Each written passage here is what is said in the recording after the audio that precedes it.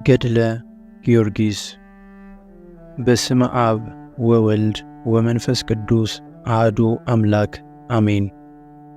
ይህን የቅዱስ ጊዮርጊስን የገድሉን ዜና የተናገረው አባታችን ቅዱስ ቴዎዶጦስ ሲሆን ስለ ቀናች ሃይማኖት በኒቅያ ከተሰበሰቡት ከ318 አባቶቻችን አንዱ ነው። የእግዚአብሔር ልጆች የክርስቲያን ወገኖች ሆይ ስሙ። የፋርስና የልዳ ፀሐይ፣ የተርሴስና የቤይሩት ኮከብ፣ የባሕርና የየብስ ብርሃን፣ የጌታችን የኢየሱስ ክርስቶስ ታማኝ ምስክር የሆነውን የጊዮርጊስን ትውልዱን ነገዱን ልንገራቸው። የሮም ዕፃ በምትሆን በቀጰዶቅያ አገር ያለ የአገረ ገዥ ልጁ ዘሮንቶስ የሚባል አንድ ሰው ነበር። በእግዚአብሔር ፈቃድ ወደ ፍልስጤም ሀገር ሄደ። ወደ ኢያሪኮ ባሕርም ደረሰ። በመርከብም ተሳፍሮ ኢዮጴ ደረሰ። ኢዮጴ የፍልስጤም አውራጃ ናትና ፍልስጤም መልካም አገር ናት፣ ምድሯም ለምለም ናት፣ ዛፎቿም ረዣዥሞች ናቸው፣ ዘይቷም ከአገሩ ሁሉ ጣፋጭ ነው። ዘሮንቶስ ይህችን አገር ባያት ጊዜ እጅግ ደስ አሰኘችው፣ በልቡም ወደዳት። በዚህች በፍልስጤም አውራጃም ልዳ የምትባል አገር አለች። የብፁዕ ቅዱስ ጊዮርጊስ አባት ያ ሰው በዚህች አገር ውስጥ ተቀመጠ። ስሙ በሮም ቋንቋ ዘሮንቶስ ይባላል። በግብጥ ቋንቋ አንስጣጤዎስ ማለት ነው። ከተወለደባት ሀገሩ ይልቅ ያችን አገር ወደዳት። ያች ቅድስት አገር ቅዱስ ጴጥሮስ በውስጧ ተመላልሶ በማስተማሩ የተቀደሰች፣ ከታመመ 8 ዓመት በሆነው በሽተኛና በሌሎችም ቅዱሳን ላይ በጴጥሮስ እጅ ተአምራት የተደረገባት ናትና። የሐዋርያትን ሥራ በሚናገር መጽሐፍ ከዚህ በኋላ ጴጥሮስ በልዳ ከሚኖሩ ቅዱሳን ዘንድ ይወጣ ይገባ ነበር። በዚህም ከታመመ 8 ዓመት የሆነው ኤንያ የተባለ ሰው አገኘ። ጴጥሮስም ኤንያን ጌታችን ኢየሱስ ክርስቶስ ይቅር ብሎሃል፣ ተነሳና አልጋህን ተሸክመ ሂድ አለው። ያን ጊዜም ተነስቶ አልጋውን ተሸክሞ ሄደ። በልዳና በሲዶና የነበሩ እርሱን አይተው ወደ እግዚአብሔር ተመለሱ የሚል እንደተጻፈ። ስለዚህ ዘሮንቶስ በልዳ ሀገር ሊኖር ወደደ፣ የእግዚአብሔር ፈቃድ በዚች ሀገር እንዲኖር አድርገዋለችና። ወደ መንግሥተ ሰማያት ለሚሄዱ የምልክት ኮከብ፣ የክብር ኮከብ፣ የደስታ ኮከብ፣ በክርስቶስ ስም የተጋደሉ የሕግ ከዋክብት ወደ መንግሥተ ሰማያት እስኪገቡ መሪ የሆናቸው ብፁዕ ጊዮርጊስ በዚያ ይወለድ ዘንድ ስሙ ዘሮንቶስ የተባለው አንስጣጤዎስ ከክቡራን መኳንንት ከታላላቆች መሳፍንት አንዱ ሆነ። ሸም በተባለች ቦታ ተሾመ። ሮምላ በተባለች አገርም ኖረ፣ በዚያም ተቀመጠ። በዚያ ወራት ጋላስና ጋሪስ ነግሰው አንዱ በሮም አንዱ በአንጾኪያ ይኖሩ ነበር። የቅዱስ ጊዮርጊስ አባት አንስጣጤዎስም በወርቅ በብር ባለጸጋ ሆነ።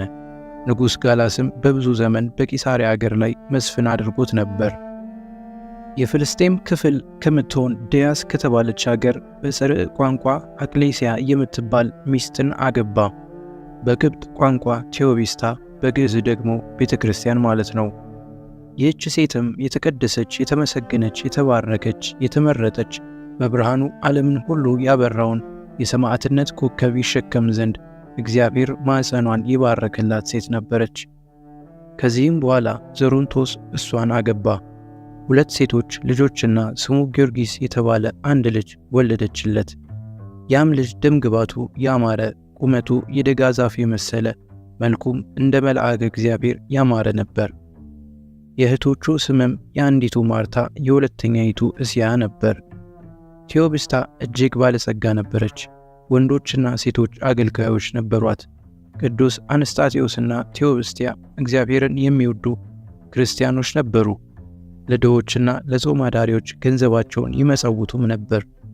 እርሱ በወደደው መንገድም ይመራቸው ዘንድ በመዓልትም በሌሊትም ወደ እግዚአብሔር ይጸልዩ ነበር። የሮም ነገሥታት ጋላስና ጋሪስ ጣዖት ያመልኩ ነበር፣ እግዚአብሔርንም አያውቁትም ነበር። በቤተ ክርስቲያንም ላይ ብዙ ስደት ያነሱ ነበር። ከጥቂት ቀን በኋላ ንጉሥ ድዲያኖስ የሮምን ነገሥታት ተዋጋቸው፣ ድልም አደረጋቸው። ከዚህም በቀር በቀሩት ኃያላን ነገሥታትና በሀገራቸው ላይ ሁሉ አሸናፊ ሆነ። ከዚህም በኋላ የቅዱስ ጊዮርጊስ አባት አረፈ። ቅዱስ ጊዮርጊስንም የ10 ዓመት ልጅ ሳለ 2 ሴቶች ልጆችንም ትቶ ሞተ።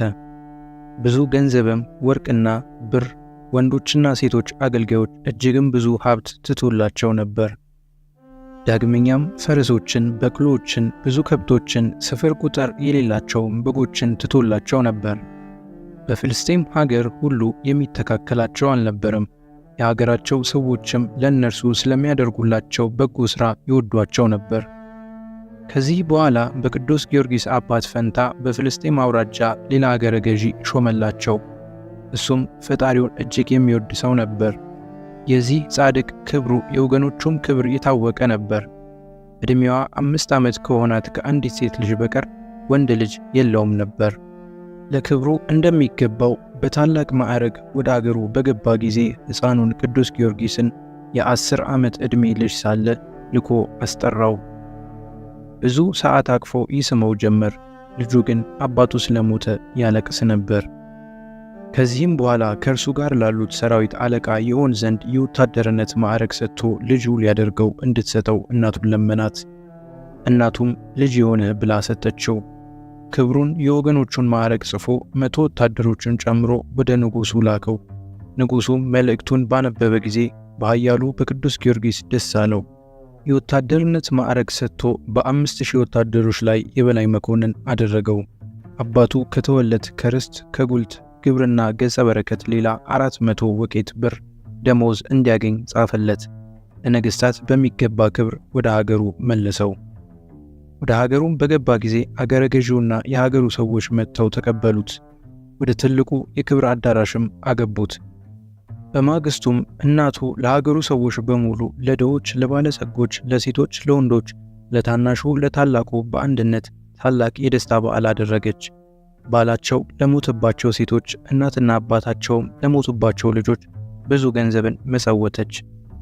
ከዚህም በኋላ መስፍኑን ከነሰራዊቱ ጠርታ 3 ቀን ታላቅ ምሳ አደረገች።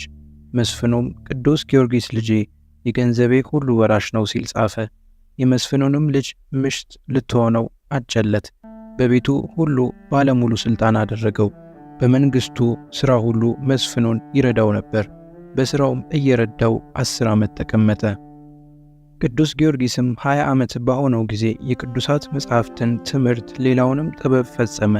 ደግሞም ፈረስ ግልቢያን፣ ቀስት ውርወራን፣ አውሬ ማደንን ተማረ። በሥራው ሁሉ ብርቱ ሰው ጀግና ወታደርም ሆነ። በጦር ሜዳም መሪ ሆነ። በወታደር መካከልም በሀገርም በጀግንነቱና በተወዳጅነቱ የሚወዳደረው ማንም አልነበረም። የእግዚአብሔር ጸጋ አድሮበት ነበርና ከብርታቱና ከጀግንነቱ የተነሳ ያየ ሁሉ እስኪያደንቀው ድረስ ዘውትር በግርማ ላይ ግርማ በኃይል ላይ ኃይል ይጨምርለት ነበር። ወደ ሰልፍም በወጣ ጊዜ ሊዋጉት የመጡት ያዩትም ሁሉ ይፈሩት ነበር። እርሱም በጠላቶቹ መካከል ፈረስ እየኮለኮለ የተመዘዘ ሰይፉን በእጁ ጨብጦ በቁጣ እኔ ኃያሉ ጊዮርጊስ ነኝ መጣሁላችሁ እያለ ያለ ድንጋጤ ወደ ሰፈራቸው ይገባ ነበር። ድምፁን ሲሰሙ ከድንጋጤና ከፍርሃት ብዛት የተነሳ ጋሻቸውን የጦር መሳሪያቸውንም ከእጃቸው ይጥሉ ነበር። እንዲህ አድርጎ ዘውትር ያጠፋቸው ነበር፣ ይማረካቸው ነበር። በሥራው ሁሉ እግዚአብሔር ይረዳው ነበርና። ቅዱስ ጊዮርጊስ 20 ዓመት ከሆነው በኋላ ከታጨችው ከመስፍኑ ልጅ ጋር ጋብቻው ይፈጸም ዘንድ መስፍኑ አሰበ። ግን ንጹሕ ድንግል ሰማያዊ ሙሽራ ያደርገው ዘንድ ክርስቶስ ከሁሉ ነገር እንዲጠብቀው አላወቀም ነበር። መስፍኑም በዚህ ሐሳብ ላይ ሳለ በእግዚአብሔር ፈቃድ አረፈ። ገንዘቡንም ሁሉ ለብፁዕ ቅዱስ ጊዮርጊስ ተወ። ከዚህም በኋላ ቅዱስ ጊዮርጊስ ቢሩት ወደምትባል አገር ሄደ። በዚህችም አገር ትልቅ መኮንን ነበር።